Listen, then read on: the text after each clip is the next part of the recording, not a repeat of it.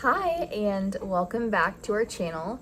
If you are new here, my name is Emily, and we make recovery videos for severe anxiety, agoraphobia, panic disorder, DPDR, all that kind of stuff. So if you're struggling with that, subscribe first and foremost, and then head to the description of this video, check out my link that I have my free recovery guide in and other helpful resources. So what I want to talk about today, oh, by the way, baby's here, if you can't tell.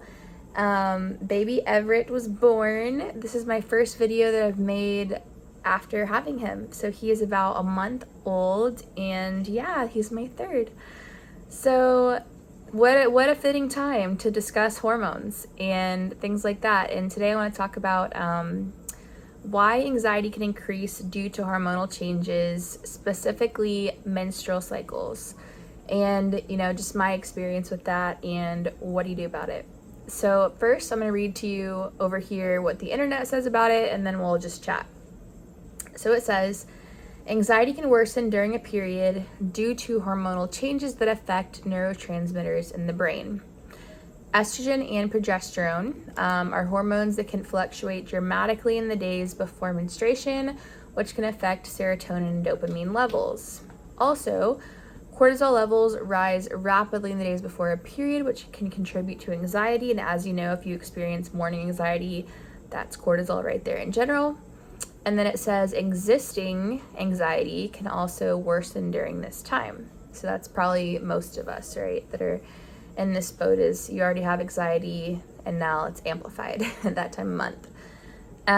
The last thing too that I'll touch on right now and then we'll talk about in a second is PMDD, so premenstrual dysphoric disorder, and that is something else that your doctor maybe has potentially diagnosed you with, and that's just that really exaggerated mental health decline, essentially around the period. So whether that's, anxiety, panic, whatever's going on, that could potentially be a diagnosis that you have received and that I received, and let's just chat about it. So what I would say is, really quick first, pre-anxiety cycle 1, I was having very irregular periods for a long time leading up to that.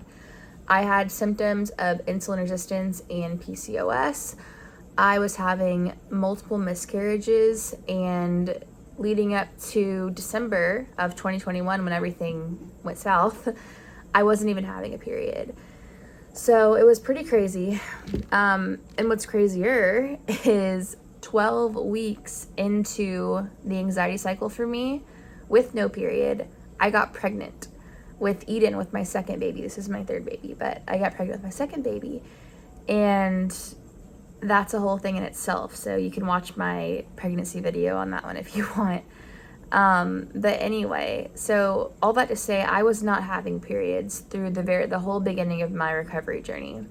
It wasn't until 6 months after my recovery had started, so about a year after the anxiety cycle, after that first, initial panic, DPDR, chronic 24/7 symptoms started, I didn't have a period. So 6 months into recovery, a year into the cycle, the anxiety cycle, I gave birth to Eden. And at that point, maybe a couple months after that, I got my first period. And what I noticed, starting then and continuing for probably a year until I got pregnant again, is, maybe like 8 months, I guess, in between. So I was having my period, and I was noticing about a week prior to my period, I would start getting a really increased anxiety. I would start getting those kind of like hot flush sensations that would lead to a panic attack. I would get, insomnia, just really, really increased anxiety. Also, I would feel depression at times, kind of like, the best way to describe it's like just like you're hungry, but you're not hungry, and it has nothing to do with hunger, just like something's missing, I would have that feeling. I would have worse DPDR during that time frame, and it became a pattern. And I was having like pretty good days during the 2 weeks of the month that I was not on my period or leading up to my period. And then it was like, again, it was like clockwork every single month. Symptoms, intrusive thoughts, everything that goes along with that, overstimulation, DPDR, stress, right around my cycle. And so at the time, I did go to my doctor, my psychiatrist, and talk to him about it. And he was like, oh yeah, PMDD.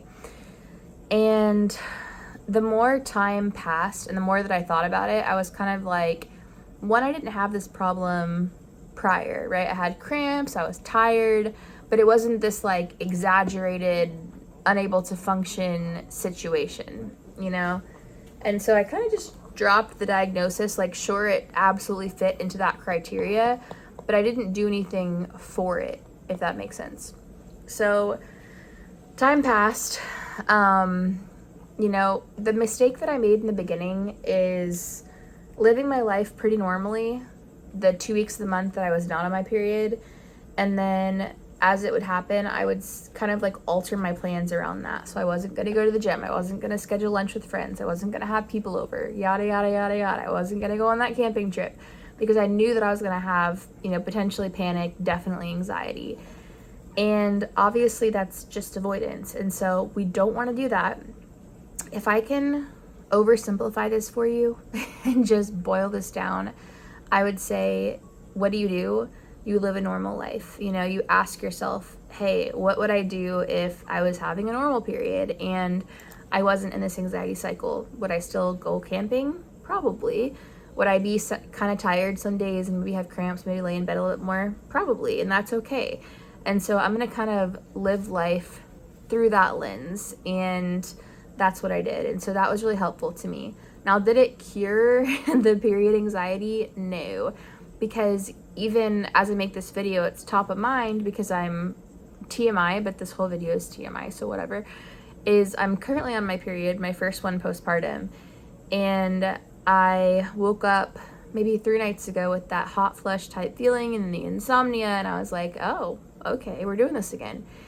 And yeah, so basically what I would say is when your body is sensitized, when your stress cup is full, basically for me, I just had a baby, so it's like overflowing, it's going to amplify all of the normal things that are happening in your body. And so for me, a hormone fluctuation is normal, and would probably feel not great anyway postpartum, but because my body is still sensitized, it's going to feel super amplified. And same with you. If you're struggling with this and your body's sensitized and you're recovering, or you have not started recovery yet, then just understand that your body's amplifying everything. It's trying to protect you, it's trying to catastrophize everything in the way of thoughts. It's trying to send you chronic symptoms to kind of, stop you, because when your hormones are all over the place, your body's kind of out of that baseline. And so for me, the air conditioner could kick on and my body would have a panic attack for a while there, because it was like, what's different? What's happening? And so it's kind of the same case scenario. Your body is out of balance hormonally, and so your body's like, what's happening? We must send symptoms, we must protect them. And so it's really as simple as that, and understanding first why it's happening. It's not dangerous. It will continue to go away. Mine did start to get better in between babies, but again, I've chosen to have children, multiple children throughout all of this, and so I know that, it kind of is what it is for me. And it's going to take some more time to get back to a true normal, a true baseline, to where I'm just having normal periods again, I guess. But I want to encourage you that this is not going to last forever. You can continue to live normally throughout this, most importantly. And you don't want to avoid, right? We don't want to alter our life around this. We don't want to focus on this. We don't want to try to change it. We can't change it. So read my recovery guide if you haven't already. It's free. It's in the description. Join the Facebook group and stay connected. So yes, I post videos at least once a week. And if you have any questions or video requests, stick that in the comments. Thanks.